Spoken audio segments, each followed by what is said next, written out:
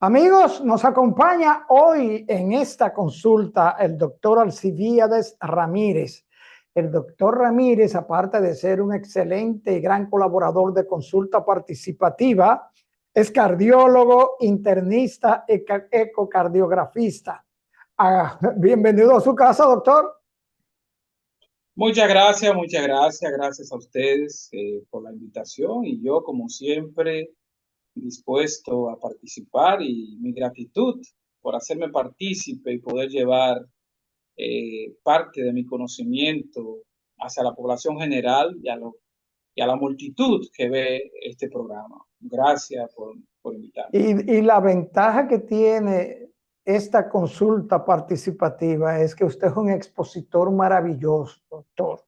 Y Gracias, usted le gracias. habla a los pacientes de una forma tan llana y clara que ciertamente los reportes en sus participaciones en consulta participativa ha sido de satisfacción y de los amigos sentirse debidamente orientados. Eso es así.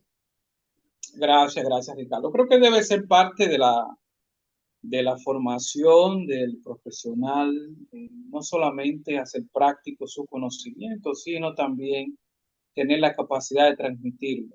Si no logramos que nuestro paciente nos entienda lo que le explicamos en cuanto a su patología o manejo, en verdad él se va a tomar el medicamento, pero es como decimos a las ciegas, porque él no entiende. Yo Okay. soy de lo que creo que el responsable de la patología y de la enfermedad es el paciente. Hay que hacerlo partícipe y el éxito en la terapia es grande, muy grande cuando lo hacemos cómplice del manejo. Así es, así es. Doctor, pero vamos a arrancar. Doctor, insuficiencia cardíaca, fallas cardíacas, explíquenos. Fíjate, la insuficiencia cardíaca o falla cardíaca no es más que el producto final de la mayoría de las enfermedades cardiovasculares. Más bien es la meta, es el lugar donde nosotros, los que practicamos la cardiología o los médicos que hacemos medicina integral, no quisiéramos llegar. Es el producto final de múltiples patologías donde ya el corazón, como consecuencia, va a ser incapaz, va a ser insuficiente, de ahí la palabra insuficiencia, de bombear el volumen o gasto cardíaco minuto que requiere toda la economía o el cuerpo para abastecer sus necesidades, tanto metabólicas como de oxigenación. O sea, es el fallo del corazón como bomba para mantener un gasto cardíaco, para mantener una función vital del resto de los tejidos adecuados. A eso nos referimos, a la falla cardíaca, que puede ser por múltiples razones, eh, que más adelante explicaríamos, pero sobre todo es la incompetencia, la incapacidad del corazón de mantener un bombeo adecuado de sangre al resto del cuerpo. Doctor, pero hay diferentes tipos de insuficiencia o fallas cardíacas. Sí, sí. La insuficiencia cardíaca, hay que recordar que la, la insuficiencia cardíaca, como yo particularmente digo, es la madre de la cardiología, es el centro, como acabé de decir hace unos minutos, es al estadio donde yo no quiero llegar. Se ha subdividido, se ha subclasificado para mejor entendimiento de varias formas, según la AJA, según otras clasificaciones, según las escuelas de cardiología, incluso para el manejo, según el estadio en que esté, se va a clasificar.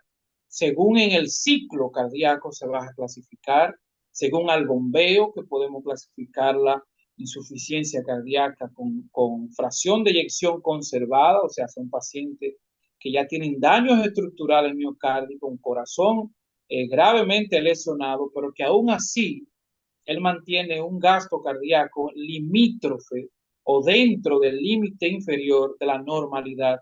Entonces ya hablamos que el paciente tiene una insuficiencia cardíaca con gasto conservado. Hay otras fallas cardíacas que también llamamos a gasto alto, que se van a producir por cierta patología, por ejemplo, el hipertiroidismo, la anemia severa, te va a producir sintomatología y una falla cardíaca a gasto alto. También hay otros tipos de alteraciones cardíacas, tanto sistólica como diastólica, y dependiendo la etiología, también la vamos a clasificar. ¿De acuerdo? O sea que son múltiples las formas que tenemos para clasificar la falla cardíaca, sobre todo para mantener un lenguaje entre nosotros los médicos, porque a veces el paciente no entiende la clasificación. De estas fallas que usted menciona, doctor, la diastólica, sistólica, congestivas, agudas, la crónica, la insuficiencia cardíaca crónica, ¿es la insuficiencia que marca y señala la letalidad de la patología? Sí, sí, sí. Sabe que como consecuencia de muchas patologías, ya cuando hay una injuria miocárdica instaurada que ya es irreversible, entonces podríamos estar hablando de que ya el paciente tiene una falla cardíaca o una insuficiencia cardíaca instaurada per se, ya que hay otras fallas cardíacas que son agudas, que pueden deberse a patologías que si son manejadas o tratadas adecuadamente en el momento adecuado, pueden ser transitorias. Una de ellas, por ejemplo, un paciente que hace un infarto agudo al miocardio, un infarto agudo al miocardio con lesión aguda de una cara de miocárdica importante, puede hacer una falla, caer el gasto cardíaco, el corazón, su capacidad de bombeo en poco tiempo. Pero que este paciente, yo pude hacer el diagnóstico precoz o temprano y estoy en el medio adecuado para el manejo, yo puedo restablecer mi paciente y volver a tener un paciente con una falla cardíaca adecuada. Por ejemplo, eh, me hizo el infarto agudo al miocardio, yo pude hacer la intervención del cateterismo cardíaco o la angioplastia coronaria percutánea, pude revascularizar o recanalizar la arteria responsable. Este paciente que estaba en una falla aguda puede revertir y volver a una función miocárdica adecuada o incluso normal. Otras causas, en mujeres, la miocardiopatía periparto. Las mujeres pueden hacer una miocardiopatía periparto, las mujeres embarazadas, periparto o posparto, después de un embarazo o durante el embarazo. Y esto producirme una falla cardíaca con toda la sintomatología florida de la falla cardíaca, pero que una vez la mujer se desembaraza, el cardiólogo le maneja adecuadamente, ella puede revertir ese cuadro clínico de falla cardíaca y volver a un estadio normal y de existir lecciones, pues mínima. Otro es los pacientes que caen en cardiotoxicidad por el uso de ciertos agentes quimioterapéuticos. También pueden hacer una falla cardíaca transitoria si se maneja adecuadamente. Pero hay otros que de no existir un manejo adecuado o diagnóstico temprano o adecuado, pues ya se va a instaurar su falla cardíaca y esto quedaría de una forma crónica con manejo de falla cardíaca. Doctor, independientemente del tipo de la falla y del estadio de la falla, ¿es la sintomatología la misma? ¿Se presentan los mismos síntomas en el paciente, en la persona, independientemente del tipo y del estadio? Sí, sí, sí. La sintomatología de la falla o insuficiencia cardíaca va a ser la misma. Lo que tal vez va a variar es la forma en que se instaura. Por ejemplo, un paciente, importante recordar que la principal causa de insuficiencia cardíaca o falla cardíaca es la cardiopatía isquémica post un infarto agudo al miocardio importante, el paciente puede quedar ya en falla cardíaca y el paciente siempre te va a referir, yo hice, si ya se hizo el diagnóstico, yo hice un infarto en tal tiempo, tú dices, ok, esto fue post un infarto. O si no se hizo el diagnóstico, a mí me dio un dolor de pecho que casi me muero, un dolor de pecho fuerte, yo estaba haciendo tal cosa o caminando, entonces cuando ya el que lo examina, el médico, el entrevistador, dice, wow, o sea, usted hizo un infarto. que muchas personas hacen infarto agudo al miocardio y sin ser tratados médicamente sobreviven a ellos, pero ya quedan con lesiones permanentes.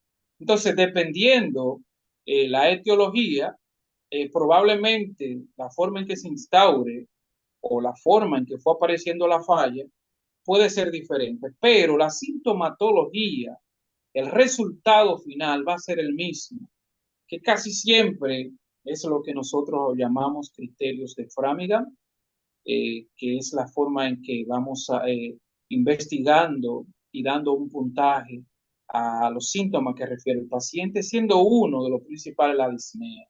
El paciente te va a decir, mira, yo antes caminaba de tal lugar a tal lugar, pero ahora yo camino y me canso, yo me tengo que detener.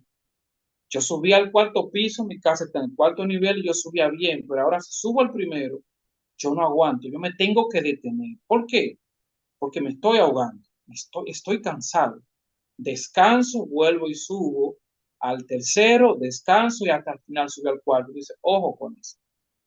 Dentro, además de los síntomas que él refiere, tanto de la disnea, otro importante, la ortopnea, el paciente típicamente te va a decir, yo tengo que dormir con 3 almohadas o 2 almohadas, yo no aguanto estar acostado. El hecho de estar acostado por mucho tiempo, eso hace que aumente lo que llamamos retorno venoso, la sangre de las extremidades, parte baja del cuerpo, va por gravedad aumentar el flujo hacia el corazón, un corazón que ya es incompetente de hacer un bombeo adecuado, lo que va a obligar que el corazón de forma retrógrada aumente el flujo o el volumen plasmático o sanguíneo hacia los pulmones, entonces el paciente va a sentir que le falta aire. Me tengo que sentar porque me estoy ahogando. Igual que la tos. Nosotros llamamos, me da tos. Cuando me acuesto me tengo que sentar porque me da tos. Le llamamos tos paroxística nocturna. Me da esa tos y me tengo que parar. ¿Y qué pasa? Él mismo lo dice, cuando me siento y duro un ratito sentado, pues mejora, al igual que la ortopnea.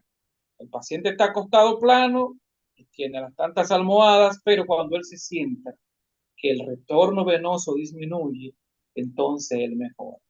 Pero no solamente los síntomas, perdón, que son estos, tanto la tos, la disnea paroxística nocturna, la disnea de esfuerzo, que puede ser clasificada en diferentes estadios, a grandes, moderados y leves esfuerzos, pero también aparecen los signos que al examen físico vamos a comenzar con cuál, el edema de miembros inferiores. Se me están hinchando los pies. Cuando un paciente te dice, doctor, yo soy hipertenso por muchos años, yo soy diabético, me hicieron un cateterismo, ¿y qué pasa? Se me hinchan los pies, se me están hinchando los pies, y si camino de aquí a allí, yo me canso, me sofoco, tengo que dormir alto, si tengo la cabecera bajita, me siento mal, como que me falta aire. Es inequívoco de que ya estamos hablando, que esos son signos y síntomas de una insuficiencia o falla cardíaca. O sea que el diagnóstico de falla cardíaca sin duda es clínico. Yo sin la necesidad de una instrumentación, de un estudio de imágenes, con lo que el paciente me diga, yo digo, no es indiscutible, es una falla cardíaca. ¿De acuerdo? Son síntomas y signos floridos. Otros síntomas y signos que van a presentar los pacientes, por ejemplo, ellos te van a decir, eh, tienen el edema de miembros inferiores que puede ser progresivo, sensación de plenitud, yo me siento lleno, estoy que como eh, y me falta, o sea, me siento lleno de una vez por congestión hepática. El paciente siente esa sensación de plenitud, es más el edema, la regurgitación hepatoyugular, tú ves que tanto a nivel yugular aumenta el diámetro de las venas y las arterias, eso, bueno. Y si hacemos algunos estudios como la radiografía de tórax, donde podríamos evidenciar que el paciente está que el paciente tiene una cardiomegalia y que probablemente exista un derrame pleural, ¿de acuerdo? Como otros hallazgos de imágenes me dicen, no hay duda, estamos ante una falla o insuficiencia cardíaca. Doctor, mi esposo y yo íbamos a salir y de repente se sentó en la galería porque le entró un calor y me dijo, ve bajando en el ascensor que yo bajo ahora, déjame, porque es que se me han metido unos sudores. Ella bajó, al ver que se dilataba, subió y lo encontró muerto en la mecedora. ¿Esto es una muerte súbita o una sintomatología de repente o que no se le puso caso? Fíjate, esto fue una muerte súbita, es una muerte súbita. Importante mencionar que la principal causa de muerte súbita son las patologías cardíacas. Eso es indiscutible. Y dentro de la patología cardíaca vamos a hablar de las arritmias. Las arritmias son las principales. Tomando en cuenta que la principal causa de muerte en un paciente con falla cardíaca probablemente sea una arritmia. De ahí que en cardiología, cuando los pacientes tienen una dilatación miocárdica importante, siempre es recomendado, y aunque no tengamos la facilidad por cualquier razón, ya sea económica, medio o lugar donde nos encontremos, recomendar o pensar en la colocación de lo que le llamamos un desfibrilador automático implantable al paciente. Y que los pacientes popularmente dicen, yo tengo un marcapaso. Por ejemplo, en mi caso, que hago tanto la clínica como las imágenes, el paciente siempre te dice, yo tengo un marcapaso. Casi siempre son de mayor tamaño. Cuando tú indagas, ¿por qué? Porque tengo el corazón grande. Doña, eso no es un marcapaso, es un desfibrilador. Ya que estos pacientes con miocardiopatía dilatada, casi siempre, la causa de su muerte es una arritmia ventricular. Las arritmias ventriculares son mortales. No todo el mundo y no en todos los medios tú vas a tener las herramientas y la forma de tratar adecuadamente una arritmia ventricular. Entonces, por eso a nuestros pacientes, cuando ya están en una miocardiopatía dilatada importante, disminución importante de la fracción de eyección, nosotros recomendamos, mira, lo adecuado sería colocarte lo que decimos en abreviatura un DAI, un desfibrilador automático implantable, porque sabemos que la consecuencia final de una falla cardíaca o de una miocardiopatía dilatada va a ser la arritmia ventricular, que va a ser la causa de la muerte o fallecimiento de este paciente. O sea que entonces, una muerte súbita, en este caso que usted me acaba de mencionar, yo pudiera decir, probablemente tuviera dilatado, bueno, pero tuvo que haber hecho otros síntomas que me dieran luz de que el paciente está en falla. Hay que recordar también la miocardiopatía isquémica. La isquemia miocárdica es causa de muerte súbita, sobre todo cuando hay caras importantes. Y uno de los síntomas importantes en la isquemia miocárdica o el infarto agudo del miocardio es la diaforesis. El paciente se puede poner sudoroso, sobre todo en algunos pacientes, sobre todo en los diabéticos, ancianos, se ponen sudorosos, eh, pérdida de la fuerza, que te puede reflejar, incluso puede ser más florido que hasta el dolor torácico, que es lo que casi siempre nosotros esperamos que ocurra en el infarto agudo miocardio. Hay otro tipo de arritmia, las arritmias por sí, puede ser la arritmia, no necesariamente hay dolor, pero el paciente entra en arritmia cardíaca, esto va a disminuir el gasto cardíaco o un gasto cardíaco efectivo, y habrá manifestaciones como la diaforesis, la sudoración, la debilidad, y más sin embargo está en arritmia el paciente.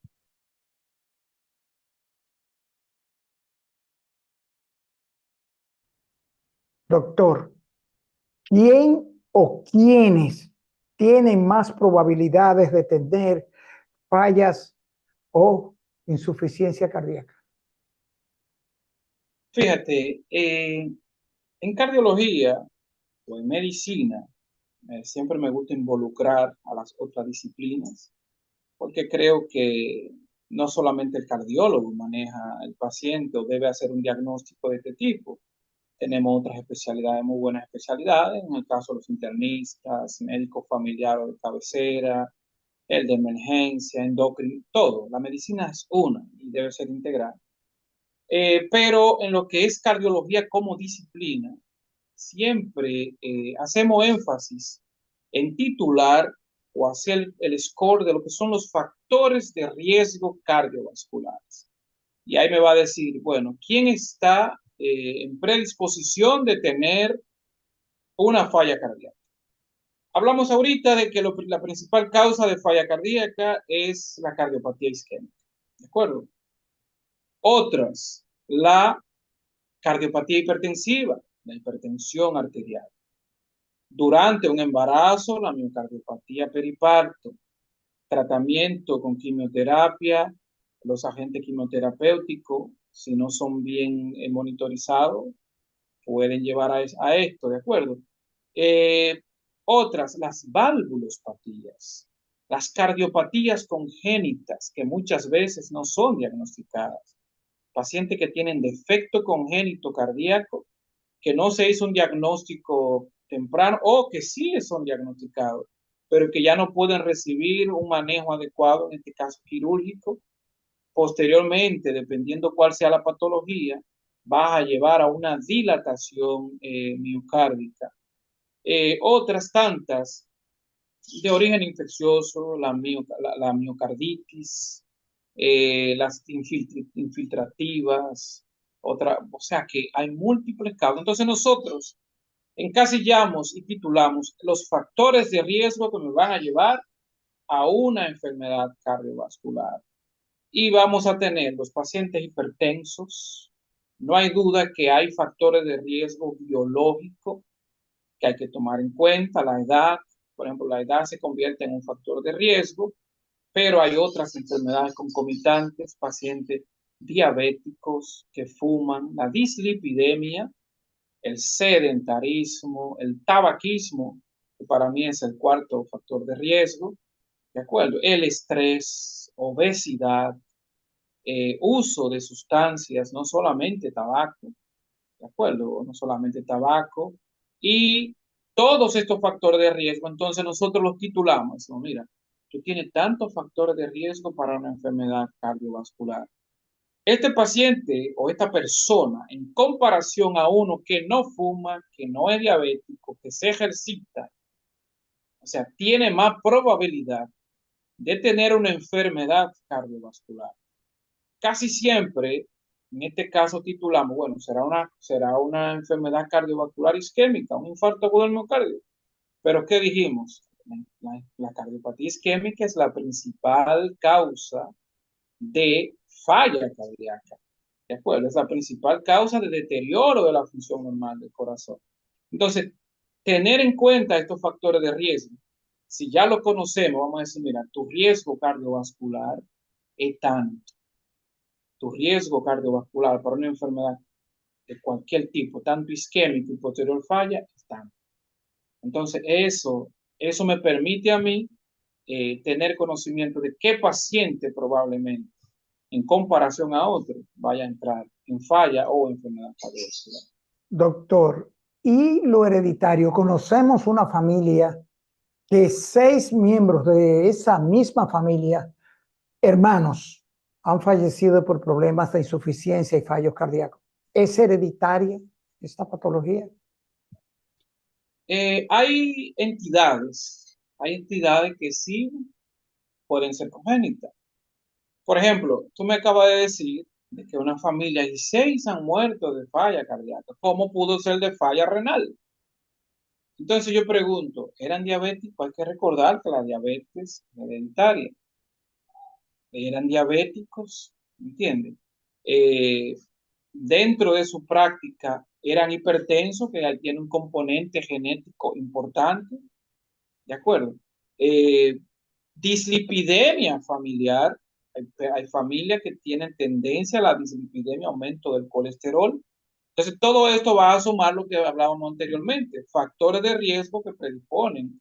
Ahora bien, hay otras entidades que también son hereditarias, que que predisponen, por ejemplo, hay alteraciones, por ejemplo, para la miocardiopatía hipertrófica, es genético, hereditario, aunque no te va a producir per se una falla cardíaca de momento, pero es una predisposición a una muerte súbita, tanto por arritmia o un taponamiento al tracto de salida del ventrículo izquierdo, y es hereditaria. La canalopatía es una entidad que predispone a arritmia cardíaca y a muerte súbita, y hay un componente genético. O sea, hay muchas patologías que sí tienen un gran peso genético, y por ejemplo, cuando un miembro de tu familia tiene una muerte joven por un infarto agudo al miocardio,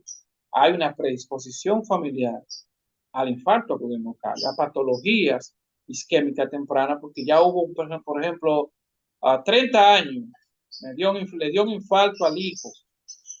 Bueno, pues los hermanos tienen alto factor de riesgo en comparación a otros que no tengan un hermano igual. O sea que hay muchos factores que pueden ser Doctor, que predisponen a esto, son genéticos. decíamos fuera del aire que le hemos dado seguimiento, le damos seguimiento y hemos visto su ponencia en congresos y la ecocardiografía, decíamos que es el principal auxiliar, si así se puede decir, del cardiólogo en lo referente a diagnóstico. Díganos, doctor, ¿qué tan importante es la ecocardiografía para el diagnóstico de patologías cardíacas, de fallos cardíacos? Fíjate, con la llegada de la ecocardiografía y la forma del médico adquirir el estudio, ha revolucionado la cardiología. Con la ecocardiografía, recordar que con el ecocardiograma lo que utilizamos es el ultrasonido en tiempo real. Yo puedo medir con exactitud o evaluar la condición en el momento de mi paciente. Recordar que la falla cardíaca no es más que la disminución o pérdida de la capacidad del corazón de mantener un volumen de sangre adecuado para suplir el resto del cuerpo, pero que yo en el ecocardiograma yo puedo medir ese volumen. Por eso en cardiología nosotros damos un número, es muy bueno. Mi número de bombeo es de tanto a tanto. Debe ser de 51 en adelante, debe ser de 53 en adelante. Pero ahora resulta que mi paciente tiene 30. Yo digo, disminuyó. Se está bombeando de una forma, una depresión moderada del bombeo cardíaco. Pero no solamente puedo medir la capacidad de eyección o bombeo del corazón, sino que también puedo ver la causa. Ahí yo voy a medir las cavidades cardíacas, sobre todo el ventrículo izquierdo, que es el que es el responsable del bombeo del flujo sanguíneo hacia el resto del cuerpo. Puedo evaluar mi anatomía valvular, puedo observar si hay defectos congénitos, puedo observar cómo está mi cavidad de derecha, si hay hipertensión pulmonar, si me involucra el pulmón. O sea, la ecocardiografía ya para hacer el diagnóstico por la múltiple ventaja que te ofrece, tanto funcional como estructural, se convierte en el gold standard para el manejo del paciente en falla y el diagnóstico. Además, es un estudio que si es operado, si tiene un operador capacitado y es un estudio bien realizado, en poco tiempo y ahí mismo al lado del paciente, en mi propia oficina, el paciente llega, me da los síntomas. Es más, mientras yo estoy evaluando el paciente, yo voy observando la imagen. Y ya en minutos yo puedo decir, se trata de una falla cardíaca. Decirle, mira, el problema es que tu válvula está en esto. El problema es que hay una endocarditis infecciosa, que tu válvula tal se lesionó, o tú naciste con una patología congénita tal, nunca fue diagnosticada, trajo como consecuencia, o si evalúo mi contracción o contractilidad de los músculos o cara cardíaca, decir, mira, tú hiciste un infarto agudo del miocardio y posterior al infarto tu corazón se ha dilatado. O sea, es una herramienta básica que si yo tengo, el médico que tiene la facilidad de tenerlo en su oficina o tener acceso rápido a la técnica, su diagnóstico es preciso y rápido. Y paciente que en poco tiempo va experimentando en el día. Doctor, pero tenemos entendido que hay muchos tipos de ecocardiograma, transtorácico, transesofágico, de esfuerzo, de estrés farmacológico, de contraste, el ecocardiograma strain. ¿Cómo saber qué tipo de estudio ecocardiográfico hacerle al paciente que llega a su gabinete, a su consultorio? Fíjate, la técnica a emplear en este caso de que yo quiero hacer el diagnóstico de un falla cardíaca es el eco simple, como me dicen los pacientes. No, un eco normal es el ecocardiograma transtorácico, porque con el ecocardiograma transtorácico ya yo puedo evaluar el tamaño de mis cavidades, la función o fracción de eyección, veo mi estructura anatómica normal.